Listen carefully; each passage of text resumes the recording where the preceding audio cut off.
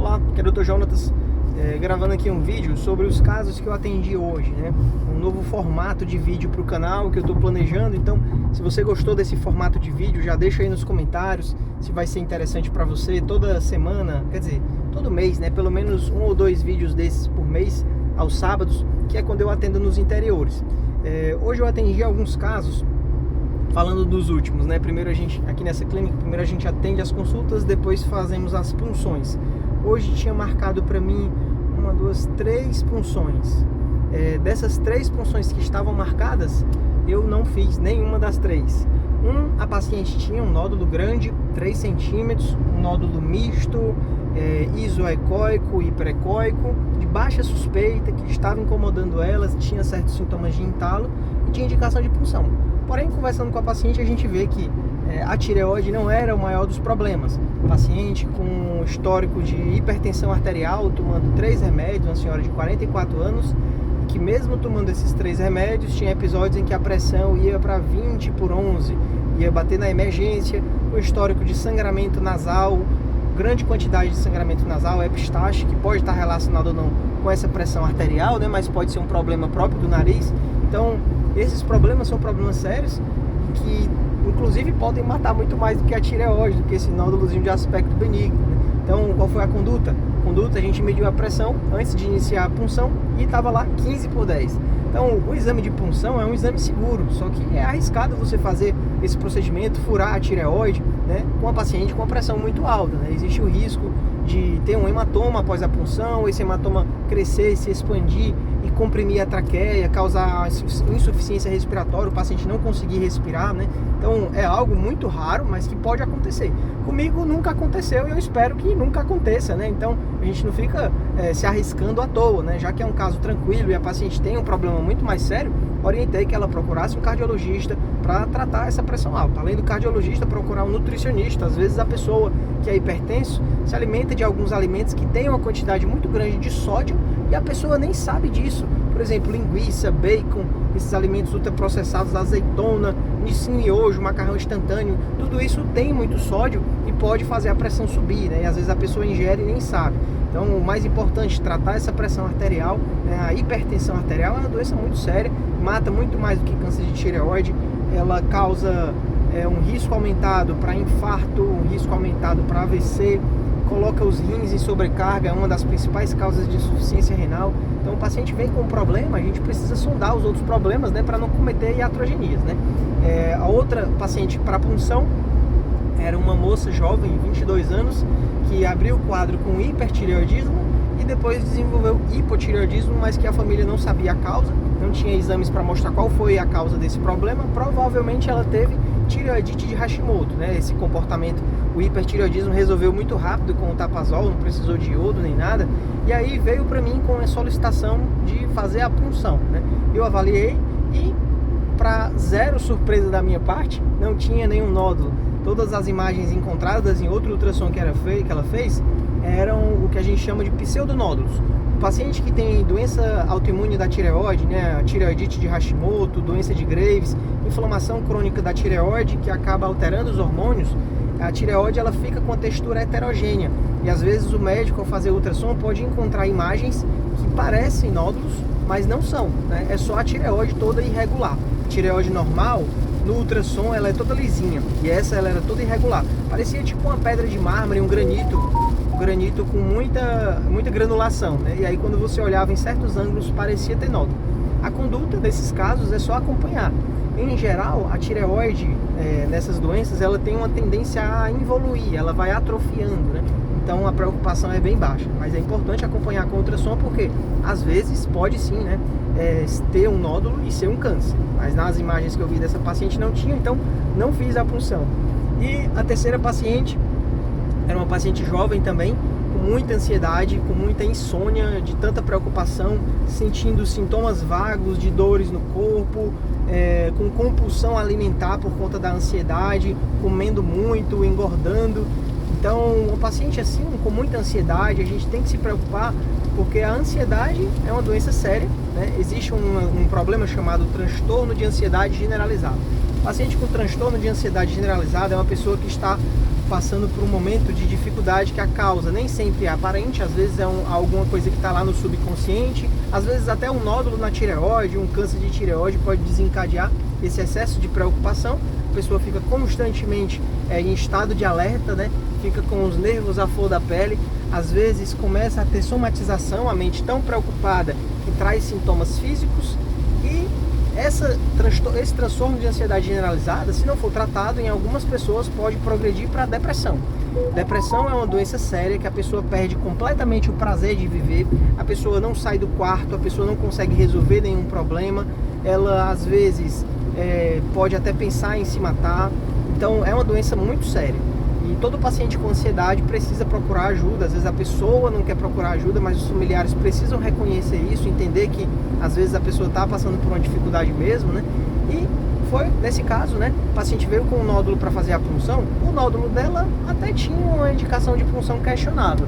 Era um nódulo hipoecóico bem no meio da tireoide, de 1,2, 1,3 centímetros. Parecia assim, de intermediário para baixo risco, né? Mas tinha um pontinho branco dele que estava mais para uma macrocalcificação, era quase uma linha branca. Então pode ser que esse nódulo seja alguma coisa, pode não ser. Como ele tinha uma margem de segurança, na minha opinião, mais prudente seria o quê? Primeiro trata a ansiedade, começa um medicamento para controlar a ansiedade, começa uma academia, um exercício, controla a dieta, toma de volta as rédeas da vida, e depois repete o ultrassom e vê se esse nódulo progrediu ou não, se teve qualquer sinal de crescimento. Isso, na maioria dos casos, é algo que faz muito sentido, porque ela já deve estar com esse nódulo há muito tempo, né? Então, resumindo, das 3 pacientes que vieram para a punção, acabei não fazendo nenhuma das 3, isso é uma rotina aqui comigo. Mas teve um paciente que veio para consulta, e esse eu acabei indicando a punção, e ele fez a punção comigo. Também foi um caso interessante de hoje. Um paciente jovem, né, na minha idade, 32 anos, que de uma hora para outra notou um caroço no pescoço, e associado a esse caroço no pescoço apresentava entalo, dificuldade de engolir, né? O nódulo móvel, né? Aqui esse bicho fazendo barulho. E aí chegou a procurar a emergência. Na emergência, eu achei curioso essa mensagem, essa resposta dele. Disse que na emergência a doutora disse que era um divertículo de Zenker.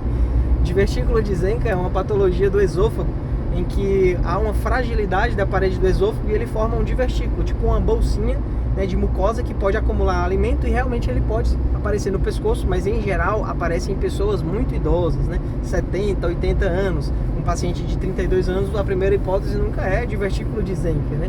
E aí, na verdade, para esse caso, pela localização, ela é mais lateral no lobo direito, né, a hipótese seria ou tireoide ou linfonodo no pescoço, mas o paciente já chegou com ultrassom, e a ultrassom a gente via um nódulo de 4 centímetros, né? 4 centímetros é o tamanho do ovo de galinha, nódulo misto, mas a imagem era um pouco diferente de um nódulo misto.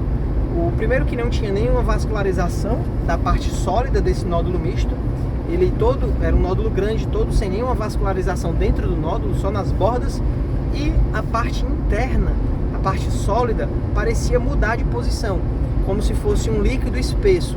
Em alguma das imagens dava para ver até o nível, como se o paciente deitado no exame era preto em cima, como o líquido mais claro, né? E embaixo a parte cinza, né? Muito interessante. E aí decidi puncionar, porque tem indicação, nódulo de 4 centímetros tem indicação, né? Mas principalmente para você tentar esvaziar esse nódulo, esvaziar o nódulo, o líquido desse cisto, né? E aí puncionei, e quando comecei a aspirar o líquido, tanto saiu o líquido como saiu a parte sólida e o nódulo desapareceu. Então é algo que é muito bom para esse paciente, com um nódulo de 4 centímetros, ele teria a indicação até de fazer cirurgia, né? Mas o lado bom é que conseguiu esvaziar. Eu tenho feito esses procedimentos de esvaziar um cisto grande, é algo que resolve boa parte dos pacientes, né? Às vezes é só líquido, então uma punção com agulha fina você consegue ir lá e coletar o material, um procedimento de baixíssima invasibilidade, não, né? Mas não é invasivo, né? Não tem nenhuma consequência e pode ser que resolva o problema sem cirurgia, mas caso volte a encher, a gente pode puncionar de novo e pode pensar na cirurgia depois, né? Teve uma paciente que a gente esvaziou 3 vezes e depois dessa 3ª vez ele não cresceu mais, ficou sem um nódulo grande, um nódulo residual, ficou um nódulo misto de 1 centímetro, que não incomoda em nada, benigno, né? Dá para viver a vida sem fazer a cirurgia, sem ter um corte no pescoço, né? Então esses foram casos da punção. Eu não sei se o microfone tá ficando legal, né? Eu tô gravando aqui falando do celular, eu espero que tenha ficado legal. Se ficou legal, eu vou postar, né? E se você gostou desse vídeo, já curte aí, conta um pouco sobre o seu caso, que tipo de vídeo te interessa mais aqui no canal. De outros casos interessantes que eu peguei hoje, um dos casos foi o primeiro do dia, um senhor de idade que ele tinha 60 anos, já há 3 anos fez uma gastrectomia total, tirou todo o estômago por conta de um câncer de estômago. E esse senhor, antes do tratamento do câncer de estômago, já havia sido diagnosticado com hipotireoidismo e já usava a medicação, né, a reposição de levotiroxina. Só que os sintomas que ele apresentava, ele achava que era por conta do câncer. E aí, depois do tratamento do câncer, ele abandonou o tratamento. E hoje, 3 anos após, a qualidade de vida dele foi lá para baixo. Algo interessante nesse paciente, né? Quando ele começou a contar a história, eu já percebi que o problema provavelmente era hipotireoidismo, porque eu já vi em pacientes que têm exames tão alterados quanto ele, uma lentificação da fala. É como se o paciente falasse quase em câmera lenta. A pessoa fala muito devagar e, além disso, ele e a filha, né, acompanhante, quer dizer, se queixaram também de esquecimento, de falta de concentração, mal-estar geral, né, muita falta de coragem.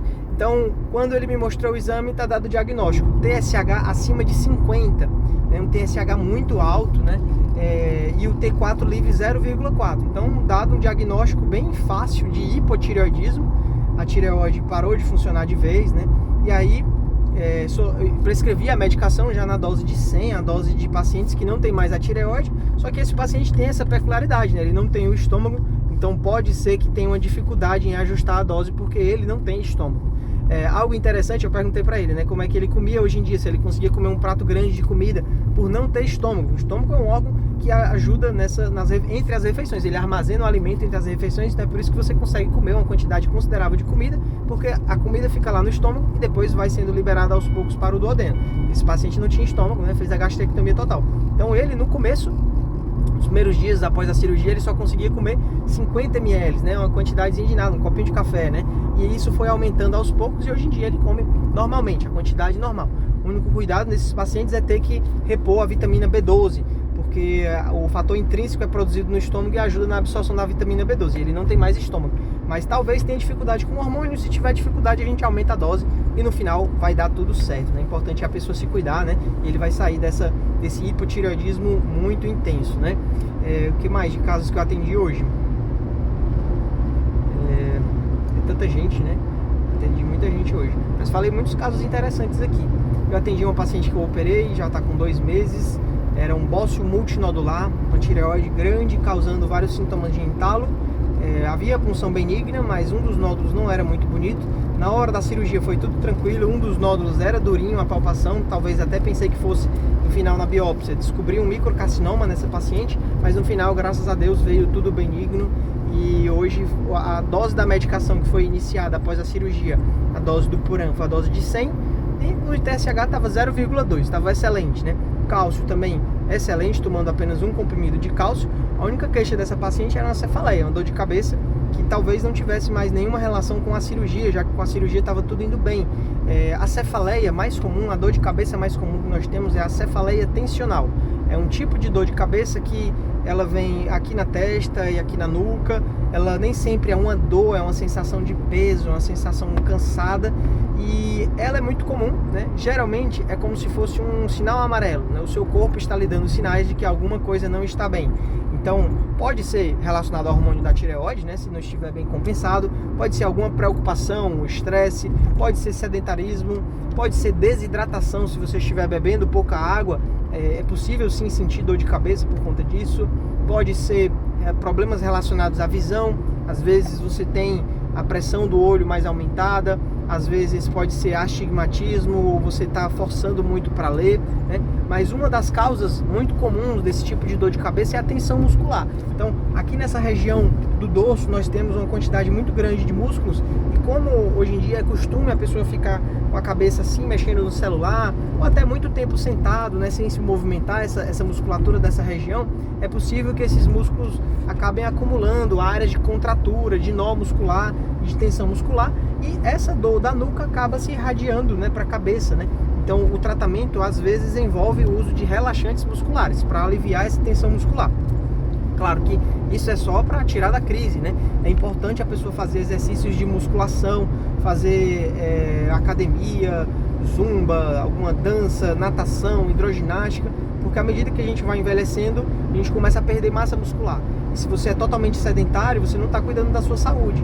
Às vezes a pessoa vem para consulta morta de preocupada com um nódulo na tireoide, que é algo inofensivo na maioria dos pacientes, até mesmo quando é um câncer de tireoide. Na maioria dos casos, disparado, é um câncer que é fácil de controlar, é fácil de curar, mas vê lá nos exames, está lá um colesterol de 300, um triglicerídeo de 400, uma glicemia de 150, problemas que são muito mais sérios, matam muito mais e que em parte o tratamento envolve a pessoa mudar hábitos alimentares. A pessoa está comendo muita porcaria, está comendo muito açúcar, muita fritura e nem sempre isso é corrigido, né?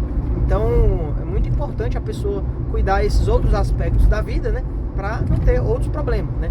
Tá? Então essa paciente provavelmente era cefaleia tensional, prescrevi um medicamento para um relaxante muscular, mas conversei tudo isso com ela, né? Talvez melhore, se não melhorar, existe um especialista em dor de cabeça que é o neurologista. Eu já atendi pacientes que procuraram erradamente o cirurgião de cabeça e pescoço para tratar dor de cabeça, pensando que você é médico de cabeça e pescoço, mas de cabeça trata dor. Mas a especialidade de cirurgia de cabeça e pescoço, nós somos especialistas nos tumores dessa região, né? Os cânceres de cabeça e pescoço fora do sistema nervoso central. Então, dor de cabeça não é uma especialidade, não é um problema cirúrgico. Quem trata geralmente é o neurologista. A dor de cabeça que eu trato é quando a pessoa está muito preocupada com o problema dessa região que eu consigo resolver, né? Mas antes de ser cirurgião de cabeça e pescoço, sou médico, então tenho habilidade para tratar tudo isso, né? Pelo menos os casos mais fáceis, né? Os casos mais complexos precisa procurar o especialista na área para resolver. Muita gente tem confusão em relação à parte endócrina da tireoide. Eu já tive até a honra de receber paciente encaminhado de endocrinologista para eu tratar a parte endócrina da tireoide. Muito interessante isso, porque no passado, né, todo cirurgião encaminhava o paciente para o endocrinologista, como se ele só operasse e mandasse para o endócrino.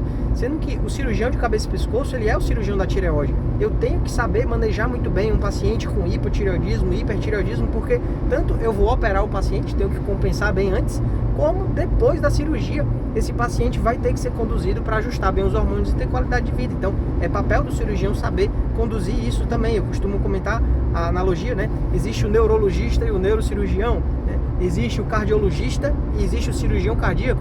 E existe o endócrino e o cirurgião de cabeça e pescoço para a parte da tireoide. Então, acaba que não é só operar, né? Infelizmente, alguns cirurgiões, muitos cirurgiões, só operam e mandam o paciente para o endócrino e fica nessa do paciente meio perdido, porque o tratamento fica sendo feito por 2 médicos, né? A parte endócrina, no mundo ideal, né? Pelo menos comigo, eu gosto disso, eu trato a parte endócrina dos meus pacientes, endócrino da tireoide e da paratireoide, né?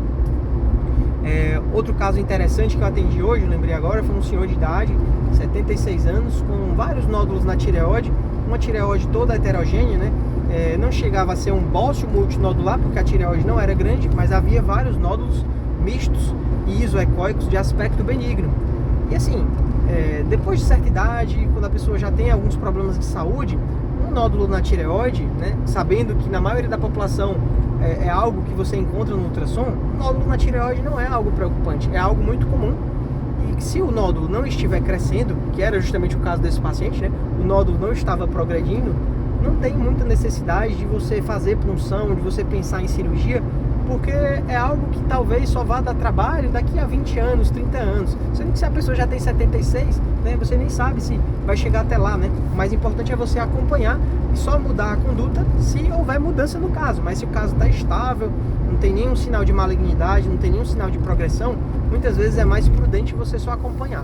Eu sou um médico que pede muito pouco PAF. Eu seguro mais a mão para não pedir esse exame, porque eu sei do problema que ele gera. O exame de punção, ele é um exame que não tem muita acurácia. É um exame que pode, erradamente, né, dar o diagnóstico de maligno quando é benigno, dar o resultado de benigno quando é maligno, e existem os resultados indeterminados, inconclusivos, que você faz o exame pensando que vai ter uma resposta e no final não tem nenhuma resposta. E aí como é que fica, né? Você achava que ia resolver e não resolveu, a ansiedade vai lá para cima, né? Porque mesmo se o aspecto era benigno, quando vem um resultado inconclusivo, você começa a questionar se era benigno mesmo. Aí, em geral, nesses casos indeterminados, você repete a punção. E às vezes vem de novo indeterminado. Então, um paciente que tinha um nódulo de aspecto benigno, mas que fez 2 punções e as 2 vieram indeterminadas, pelo protocolo, esse paciente acaba indo para a cirurgia. E aí, qual é o problema? O paciente vai para a cirurgia, tira a tireoide e no final veio benigno. Quer dizer, você precisou de 2 punções e uma cirurgia para acabar descobrindo que o nódulo era benigno, que é algo que você já sabia desde o começo. E o pior, correndo o risco de ter uma complicação anestésica, por exemplo, uma pessoa de mais idade, risco de AVC, risco de infarto no pós-operatório, risco de pneumonia, risco de tromboembolismo pulmonar, fora os riscos da própria cirurgia da tireoide, né? Risco de rouquidão, de ter um hipoparatireoidismo, risco de ter que usar um traqueóstomo, de fazer uma traqueostomia. Então, assim, nem sempre vale a pena você já de cara fazer uma punção para um nódulo que você acabou de descobrir, porque na maioria das vezes é algo que a pessoa já tem há tanto tempo e está crescendo tão devagar que não vale a pena você ficar investigando. Isso não é para todos os casos, mas boa parte dos pacientes tem nódulos que não tem muita urgência. Hoje em dia nós temos até um tratamento chamado vigilância ativa, que esse eu já não concordo tanto, porque é um nódulo que você acompanha, você fez uma punção, você sabe que é câncer e você decide não operar. Eu prefiro não saber que é câncer. É mais fácil para mim aceitar, acompanhar um caso que eu não sei que é câncer, porque eu não puncionei, do que eu puncionar, veio câncer e você vai ficar só olhando para ele, né? Aí nesses casos eu já não concordo, né? Nesses casos é mais interessante você já partir para a cirurgia, tirar logo e tirar essa dúvida. Mas você só vai saber se você funcionar. Então, se você tem um nódulozinho lá no meio da tireoide, pode até ter alguma característica suspeita, mas está estável, talvez possa até acompanhar. Isso não se aplica quando é um paciente jovem ou quando é um nódulo que está nas bordas da tireoide, que aí muda um pouco a conduta, né? Recente eu peguei uma paciente que tinha um nódulo de 0,5 centímetro, mas era um nódulo que estava assim na traqueia, colado na traqueia. E essa paciente tinha um nódulo hipoecóico, com bordas irregulares, microcalcificações, um nódulo único, uma mulher. E aí, acho que ela já havia ido num médico, o médico não indicou punção, né? E foi pra mim, eu disse, olha, o seu caso, eu não tenho a menor dúvida que tem que funcionar, porque se ele for câncer, ele vai invadir a traqueia. Não existe nenhum estudo de vigilância ativa que você acompanhe esse tipo de paciente. Porque uma coisa é o mundo dos sonhos, né? É o estudo, é a pesquisa científica que você fez num ambiente controlado, num laboratório. Já a outra coisa é o mundo real, é quando você pega os achados da pesquisa de laboratório e joga no mundo real, que é diferente, né? Então, essa paciente foi para a punção, e aí a primeira punção foi feita com uma boa qualidade técnica, dá para ver isso nas imagens do ultrassom, a gente consegue ver se o colega fez um bom trabalho, né? E aí a gente via que o nódulo estava aqui e tinha uma grande área da agulha dentro da parte da tireoide, e o resultado veio o Bethesda 2. Eu disse, olha, repita essa punção, pode ser que ela coletou muito material de antes do nódulo e na parte do nódulo não veio material suficiente e por conta disso o resultado veio benigno. E aí repeti o ultrassom com a mesma médica, né? Eu até orientei, mandei, olha, entrar por aqui, direto na cara do nódulo, ao invés de atravessar a tireoide, já entra em cima do nódulo. E aí resultado, veio o Bethesda 6, quer dizer, é um nódulo que não pode ser acompanhado, porque ele pode invadir a traqueia. Então nesse caso o paciente foi para a cirurgia, se Deus quiser vai dar tudo certo, né? Paciente de consulta online de outro estado, eu atendo muitos pacientes de outros estados, eu acho que ajuda bastante, né? Às vezes o paciente vai no médico, a consulta é muito rápida, então muitos pacientes para atender, não dá tempo de perguntar tudo, e o paciente sai lá cheio de dúvidas. Eu comecei a gravar o meu canal porque eu queria ajudar os meus pacientes. A minha ideia original era assim, o paciente terminava o atendimento, olha, tá aqui o meu cartãozinho, acesse esse site aqui, é o meu YouTube, e lá você vai ter vídeos falando sobre isso que eu falei na consulta, para você assistir com calma, com a sua família, compartilhar, né? Só que o canal cresceu demais, né? Agora eu tenho pessoas que me seguem do mundo todo e acaba ajudando outras pessoas, mas a ideia sempre foi a mesma, né? O paciente ter mais informação. Eu acho que o maior beneficiado do meu canal são os pacientes. O paciente ele precisa entender o próprio problema para poder enfrentar de cabeça erguida e não se desesperar, porque a maioria dos casos tem jeito. Infelizmente, alguns pacientes são muito ansiosos, né, e pensam muito no pior, e às vezes o médico não avalia bem o caso antes de indicar o tratamento, não trata a parte da saúde mental, ou passa para outro médico e acaba que o paciente não vai. Então, às vezes o paciente opera e depois da cirurgia ele nunca se recupera. O paciente fica com a sensação de que perdeu a tireoide, que nunca mais foi o mesmo, que está engordando, que não consegue se concentrar. Mas quando você vai analisar a fundo, o problema não é a tireoide. Esses dias eu atendi uma paciente na consulta online, interessante esse caso. Ela já havia trocado a marca, já havia trocado a dose. Uma paciente que tinha hipotireoidismo há 10 anos, né? 10 anos a pessoa meio que se acostuma com a doença, geralmente é muito tranquilo. Mas ela estava achando que não estava funcionando, que estava ganhando peso, estava sentindo desconforto no pescoço. E aí quando me mostrou os exames completamente normais, né? E eu sempre investigo outros fatores, porque às vezes tá na cara, mas o médico não pergunta e o paciente não conta porque acha que não tem relação. Realmente não é culpa do paciente, né? É culpa do médico que não perguntou. Então a nossa medicina hoje em dia ela é muito baseada em exames, é tudo muito pedir exame e passar remédio. Tá aqui os seus exames, tá aqui o remédio, vai embora entre o próximo. Então é tudo muito rápido. E aí eu perguntei para o paciente, né? Olha, os seus exames estão normais. Às vezes o problema não é da tireoide, você passou por alguma dificuldade recente, teve alguma mudança, às vezes é algum problema na família, às vezes é o marido, às vezes é um filho adolescente, às vezes é no trabalho, às vezes são os pais idosos que a pessoa está tendo que cuidar. Eu tinha uma paciente que de segunda a sexta ela tinha todos os sintomas, quando chegava no final de semana não tinha nada. Aí quando eu falei isso, a paciente parece que virou a chave e ela percebeu. Aí ela falou: doutor, eu perdi minha mãe faz 4 meses, desde então nunca mais fui a mesma. Fui muito abalada, foi muito difícil para mim. Aí quer dizer, algo bem óbvio, né? O motivo de todos os sintomas era um problema relacionado a essa parte emocional, né? A saúde mental, né? Com esse problema, com essa perda da mãe, ela parou de se exercitar, mudou a alimentação, acabou ganhando peso e tudo isso vem em consequência, né? Então é muito comum, eu vejo na internet, e é interessante que eu vejo mais no Facebook do que no YouTube ou no Instagram. Os comentários do Facebook são de pessoas que não estão satisfeitas com o tratamento. Às vezes o paciente vai para ortomolecular, vai para médico integrativo, toma T3, toma Lugol, toma tireoide dissecada e nada disso funciona. Não funciona por quê? Porque o problema não é a tireoide. A pessoa está tratando o diagnóstico, o problema errado, né? Você está usando uma ferramenta que nem sequer funciona para um problema que não é o problema. Então, às vezes eu noto que falta muito isso, né? Esse conhecimento de clínica médica, de anamnese, você saber colher uma história, conversar com o paciente, escutar o paciente, explicar ao paciente. A medicina hoje em dia ela está tudo muito rápida, é tudo muito, já está decidido, tá aqui, pega esses exames, faça esse tratamento e pronto, você vai ficar bom. Mas você não escuta. Se você não escuta o doente, se você não explica, se você não educa o paciente no final, será que vai funcionar o seu tratamento, né? Então, conversei demais, pessoal. Eu tô vendo aqui 27 minutos. Eu acho que ficou um vídeo bom, né? Eu ainda não ouvi o áudio. Eu espero que tenha ficado legal. Se você gostou, já clique em gostei. Deixa aí o comentário. Compartilha aí com outras pessoas que você conhece, que tem doenças da tireoide. Um ponto importante, pessoal, é que às vezes a pessoa não está precisando daquela informação naquela hora, mas você nunca sabe quando você vai adoecer. Então, às vezes, é importante a pessoa assistir um vídeo sobre um tema médico, mesmo sem estar doente, porque pode ser que alguém próximo a ela esteja precisando. Às vezes, basta uma informação assim, né, para mudar, né, para a pessoa começar a enxergar realmente os problemas de saúde e se cuidar. A gente tem hoje em dia conhecimento para saber o que fazer para viver mais e com mais qualidade. Mas por que a gente não aplica, né? A informação está toda aí. Qual é a informação? Você precisa se exercitar, você precisa fazer a atividade aeróbica, precisa fazer musculação, precisa cortar o sal, o açúcar e a gordura, precisa dormir bem, precisa ter uma tranquilidade, cuidar da saúde mental, tudo isso. Fazendo tudo isso, tratando problemas como hipertensão arterial, diabetes, colesterol, provavelmente você vai ganhar muitos anos de vida.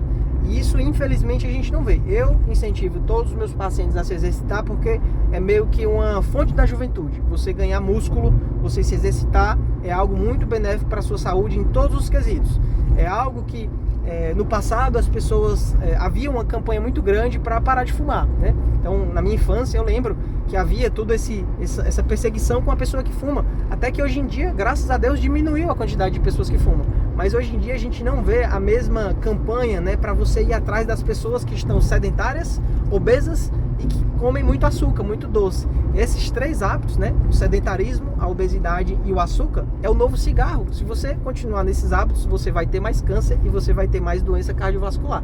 Então, eu faço a minha parte. Eu malho 5h30 da manhã, eu corro todo dia à tarde, quase todo dia com a Leia. Então, atividade 2 vezes ao dia, e é porque eu tenho uma agenda super corrida, né? Qual é a sua desculpa? O que é que você faz, né?